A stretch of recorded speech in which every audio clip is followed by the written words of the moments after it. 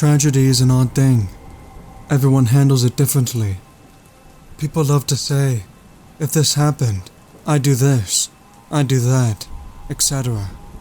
But I can guarantee that unless someone has been through tragedy, they don't know. Not truly.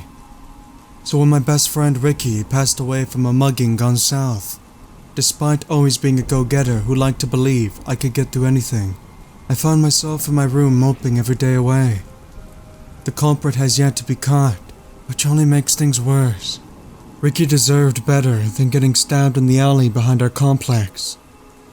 He had a promising future in computer tech and would never bring harm to anyone in his path.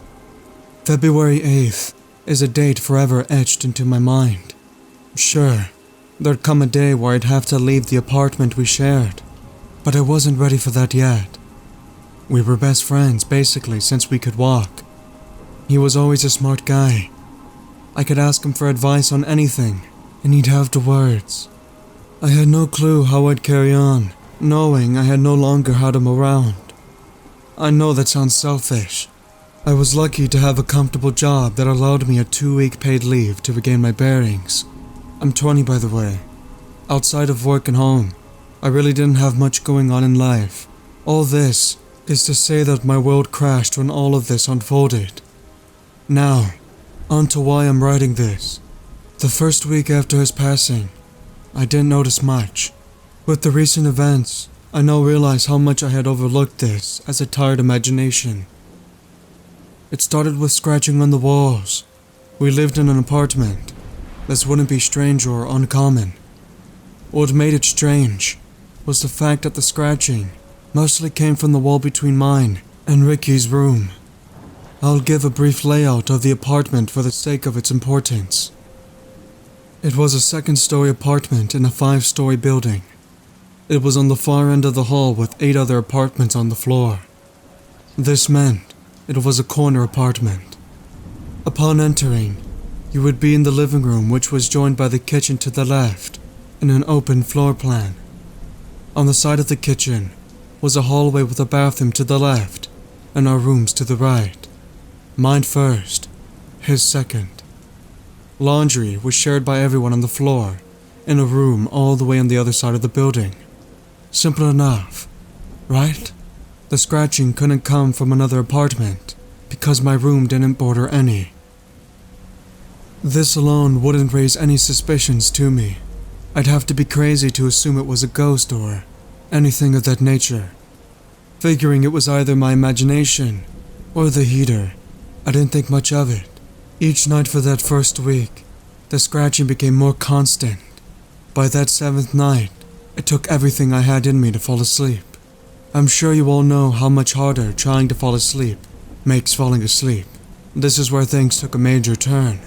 I woke up, or at least I thought I did. I couldn't move my body, but my eyes were wide open. It felt like the room was shaking, and the sound of static filled my ears. At this moment, I didn't know what I was experiencing. Trying to break free, my gaze shifted to my right. What I saw shook me to my very core. There was a creature. It was completely fizzed out, like a humanoid made out of static. The sound I was hearing seemed to be radiating from this being. This thing was scratching something into the wall. There were words everywhere. I didn't have much time to analyze, but the words spelled trapped, help, where, and so much more. I then lay down around 10 p.m. and sleep took me rather quickly. Once again, I was brought into sleep paralysis. Same scenario, same everything. The humanoid was writing on the wall, and I watched as he wrote the word, what, to follow up his previous message of not. Despite my terror, I tried to read more of what was on the wall. Words like Ricky damned, Astro, and various other words are what I recall. I snapped out of it once the creature finished his new edition. I awoke and flipped out of bed from the resistance I was trying to gain from staring any longer. Same thing as yesterday. 7 a.m. Sun shining. Everything was so similar. It felt like Groundhog Day or something. Great. 2 nights in a row. I'm already dealing with enough, and my mind picks now to become unhinged. They say when it rains, it pours. That saying couldn't be any more true. I didn't want to entertain this insanity I was clearly delving into, but what else did I have to eat my day away? I grabbed out my laptop once more. Astral was the only word I did not recognize. A simple Google search told me some interesting information. Astral is, and I quote, relating to a supposed non-physical realm of existence, to which various psychic and paranormal phenomena are ascribed, and in which the physical human body is said to have a counterpart. This was something. How was it that a word I had never heard of fit so closely with the description of my experience? Maybe I could have heard the word before, and this was all my mind playing some crazy tricks on my subconscious. But this was crazy. Also, what does it mean by counterpart? I dug deeper. I read up on the astral realm for the whole day. How to gain access. I left no stones unturned. I was drawn in. Sleep paralysis is said to be a gateway to this realm.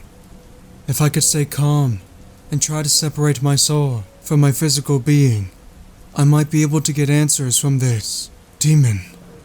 It had to be a demon. This was all making too much sense in my crazed mind. The gears were turning. Up until this point, I wasn't sure if this creature had ill intent. Maybe it was trying to warn me.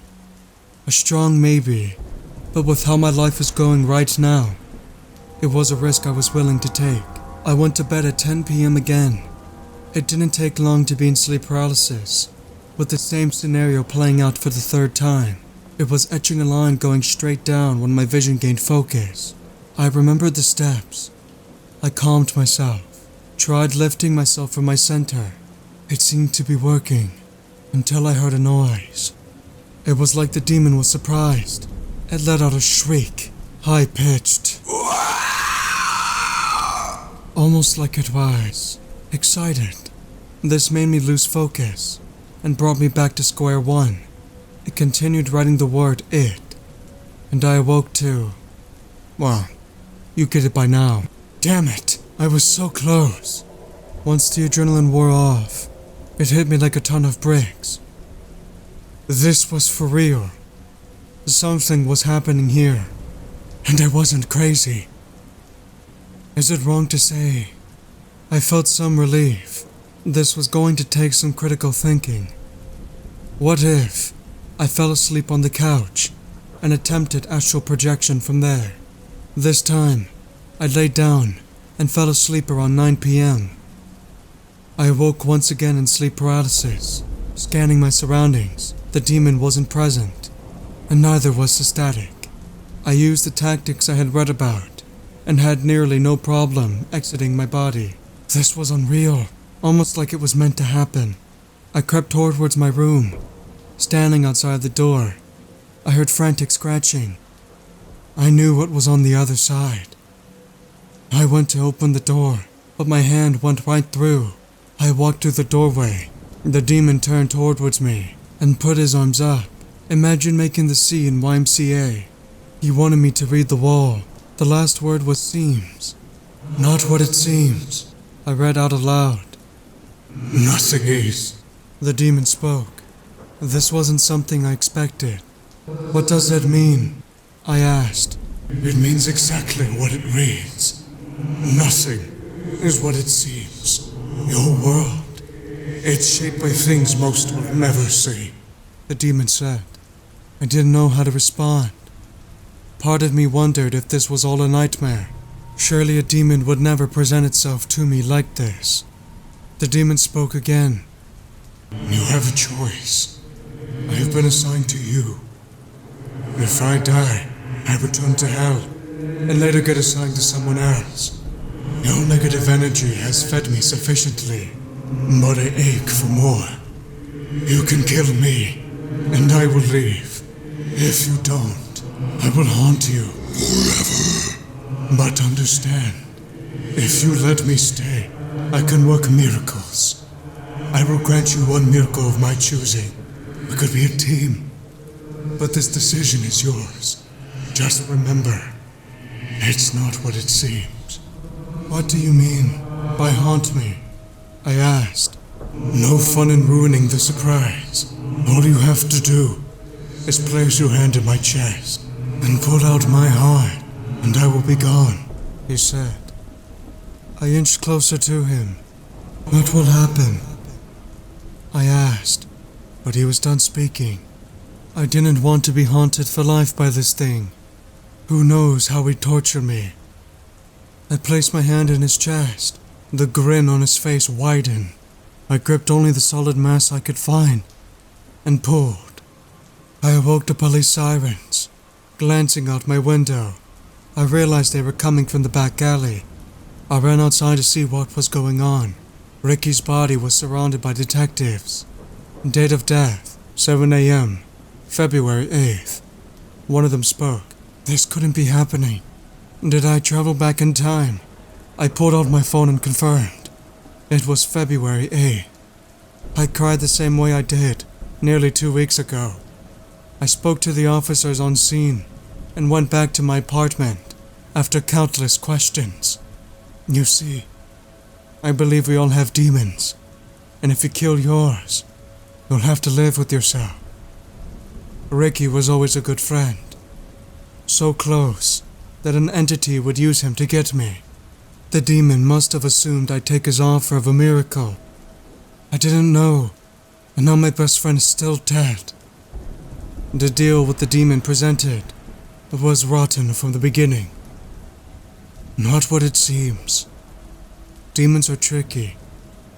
They found a way into my head and played his games. There are many things I still don't understand, but the one thing that eats away at me every night is, who won? Did I fall right into his hands? Perhaps when I destroyed the demon, I took something physical with it. What makes me think that, you ask? What would you think if you found a bloody knife in your kitchen sink?